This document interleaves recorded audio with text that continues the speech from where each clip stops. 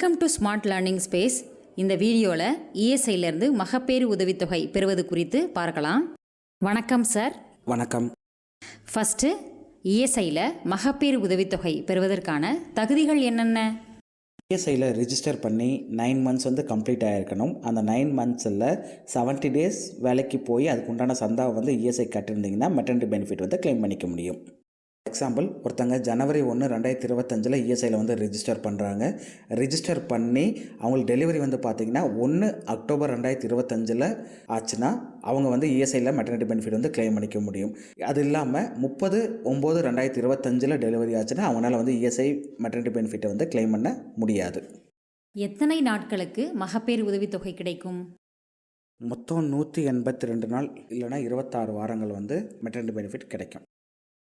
எத்தனை குழந்தைகளுக்கு மகப்பேறு உதவித்தொகை கிடைக்கும்? ஃபஸ்ட்டு 2 குழந்தைங்களுக்கு 182 நாளைக்கு மெட்டர்னிட்டி பெனிஃபிட் கிடைக்கும். 3வது குழந்தைக்கு மேலே ஒவ்வொரு குழந்தைக்கும் பார்த்திங்கன்னா 84 நாட்கள் கிடைக்கும். மெட்டர்னிட்டி பெனிஃபிட் வாங்கினதுக்கப்புறம் மீண்டும் கண்டிப்பாக வேலைக்கு செல்ல வேண்டுமா? இல்லை, அப்படியெல்லாம் எந்த சட்டமும் இல்லை. உங்களோட விருப்பப்படி நீங்கள் வேலைக்கு போகலாம், இல்லைனா போகாமலும் இருக்கலாம். எத்தனை நாட்களுக்குள் மகப்பேறு உதவித்தொகைக்கு விண்ணப்பிக்க வேண்டும்? மகப்பேறு அடைஞ்சு 30 நாளைக்குள்ள உங்களோட இஎஸ்ஐ டிஸ்பென்சரியில் போய் ஃபார்ம் 18 வாங்கி இமிடியேட்டாக உங்களுடைய இஎஸ்ஐசி பிரான்ச் ஆஃப் சப்போஸ் சில காரணங்களால் இஎஸ்ஐ டிஸ்பென்சரியில் இருந்து ஃபார்ம் 18 30 நாளைக்குள்ளே வாங்க முடியலனா என்ன செய்கிறது? ஒன்றும் பிரச்சனை இல்லை. குழந்தையோட பர்த் சர்டிஃபிகேட்டு, அப்புறம் ஹாஸ்பிட்டலில் அட்மிட் ஆகி டிஸ்சார்ஜ் ஆன சம்மரி, லாஸ்ட் மந்த்துடைய ஸ்கேன் ரிப்போர்ட் வச்சுருப்பீங்களே அதுக்கப்புறம் கவர்மெண்ட்டால் கொடுக்கப்பட்ட அந்த பிக்னிக் கார்டு அதை எடுத்துகிட்டு கூடவே பேங்க் பாஸ்புக்கு எடுத்துகிட்டு நேராக உங்களுடைய பிரான்ச் ஆஃபீஸ்க்கு போய் பாருங்கள். எல்லாத்தையும் ஒரிஜினல் கொண்டு போங்க. கூடவே ஃபோட்டோ காப்பியும் கொண்டு போயிட்டு உங்களை பிரான்ச் ஆஃபீஸில் பாருங்கள். இப்போ ஒரு டவுட் சார். நான் வேலைக்கு சேர்ந்து 9 months கம்ப்ளீட் ஆயிருச்சு. குழந்தை பிறக்கிறதுக்கு முன்னாடியே நான் வேலையிலிருந்து நின்றுட்டேன் அப்படின்னா இப்போ நான் மகப்பேறு உதவித்தொகை பெற முடியுமா?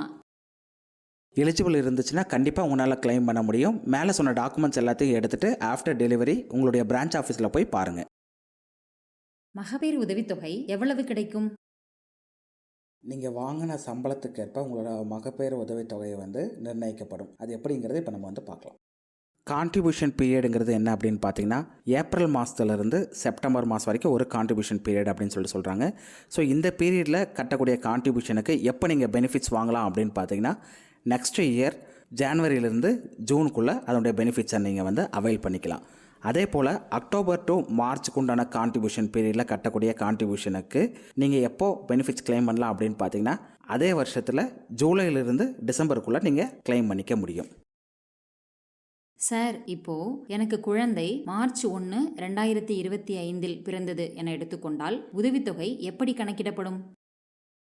சூப்பர். உங்களுக்கு இப்போ பாப்பா பார்த்தீங்கன்னா ஃபஸ்ட்டு மார்ச்சில் பிறந்திருக்கு. அதாவது என்ன பெனிஃபிட் பீரியட் அப்படின்னு பார்த்தீங்கன்னா, January to June benefit period இருக்குது. ஸோ அதுக்குண்டான ரிலவெண்ட் கான்ட்ரிபியூஷன் பீரியட் என்ன அப்படின்னு பார்த்தீங்கன்னா, ப்ரீவியஸ் இயரில் ஏப்ரல் 2024 செப்டம்பர் 2024 வரைக்கும் அதுக்குண்டான கான்ட்ரிபியூஷன் பீரியட். ஸோ இந்த பீரியடில் நீங்கள் எத்தனை நாள் ஒர்க் பண்ணியிருக்கீங்க, உங்களுக்கு எவ்வளோ சம்பளம் கிடச்சிருக்கு, அதை பேஸ் பண்ணி உங்களுடைய ரேட்டு ஃபிக்ஸ் செய்யப்படும். ஃபார் எக்ஸாம்பிள், இப்போ பார்த்தீங்கன்னா 165 நாள் வேலைக்கு போயிருக்கீங்க. அந்த 165 நாளில் உங்களுடைய மொத்த சம்பளம் பார்த்தீங்கன்னா 1,02,250 அப்படின்னு சொல்லிட்டு வச்சுக்கிட்டா உங்களுடைய ஒரு நாள் சம்பளம் எவ்வளோ வருது அப்படின்னு பார்த்தீங்கன்னா, அதை டோட்டலாக அப்படியே டிவைட் பண்ணி ஒரு நாளைக்கு 617 ரூபா 69 காசு வருது. ஸோ இந்த 617 ரூபா 69 காசை அப்படியே 182 நாளுக்கு பெருக்கினீங்கன்னா 1,12,785 ரூபா கிடைக்குது.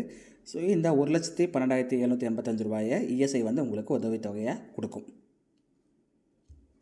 மகப்பேறு தொடர்பான பார்ட் 1 வீடியோ இதோட நிறைவடையுது. இந்த வீடியோக்கான டவுட்ஸ் ஏதாவது இருந்தால் கமெண்ட் பாக்ஸில் சொல்லுங்கள். அதற்கு உண்டான ஆன்சர்ஸை நெக்ஸ்ட் வீடியோவில் பார்க்கலாம். பார்ட் 2 வீடியோ விரைவில் வெளியிடப்படும்.